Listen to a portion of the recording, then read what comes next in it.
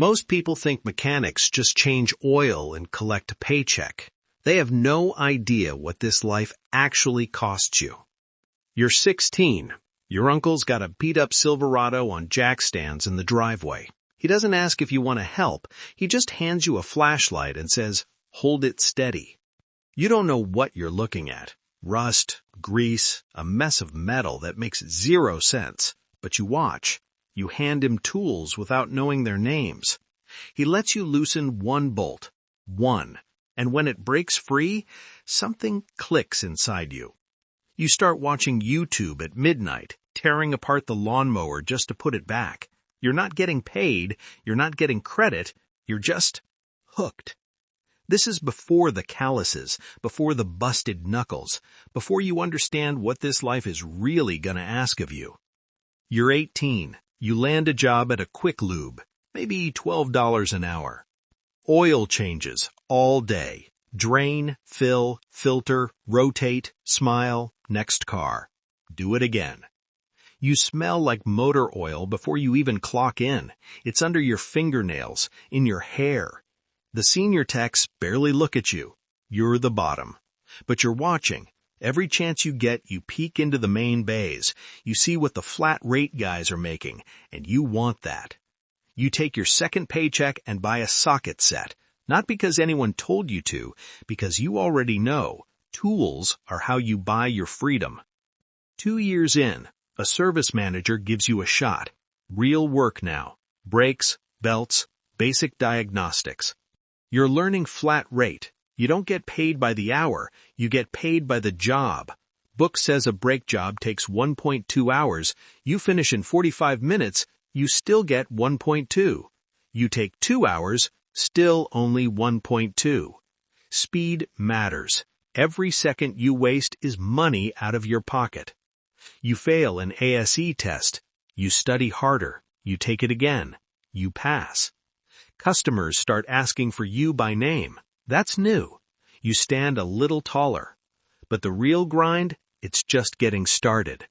Now you're in the big bays. ASE certs on the wall. $15,000 in tools. A Snap-on box you're paying off at $200 a month. You're clocking 60 hours a week on the floor, but billing only 40, because half your time is wasted waiting for parts, waiting for advisors, dealing with customers who declined work 3 months ago and now want it fixed for free. You're making $60,000 to $70,000.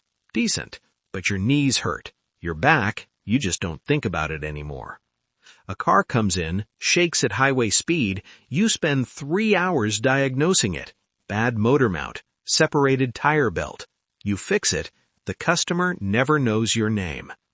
But you fixed something. You made it right. And in this job, that still means everything. Early 30s, L1 certified. You're the guy they call when no one else can figure it out. Electrical gremlins, intermittent no starts, transmission issues that only show up in third gear above 45 miles per hour. Your bay. You think in waveforms. You read freeze-frame data like other people read a headline. You carry a lab scope. You carry a Pico. You're making $90,000 to $110,000. You've got $40,000 in tools. Younger techs come to you with questions. You help them, most of the time, when a diagnostic hasn't already eaten your whole afternoon. The job has rewired your brain. Every sound is data. A knock, a tick, a whine. Your wife says you do it at home, too. She's not wrong. You've earned real respect.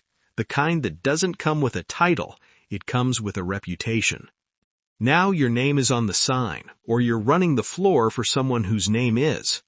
You manage people now. People are messier than engines. Techs call out. Parts show up wrong. A customer leaves 2 stars on Google after you bent over backwards for them. You wake up at 3 a.m. running tomorrow's schedule. You pay your people first on slow weeks and cover the gap yourself. Last month you hired a kid, 19, showed up early on day 1, eager eyes, no idea what's coming. You handed him a flashlight. Hold it steady, you told him. and you smiled because you remembered exactly who you were the first time someone said that to you. You could have gone to college, clean job, AC, a desk. But there's a version of you standing in a cold bay at 7 a.m., coffee in hand, a car nobody else could fix, sitting on your lift. And when that engine starts clean, no degree gives you that. You fix things. In a world full of people who just consume. That's not a small thing. That's everything.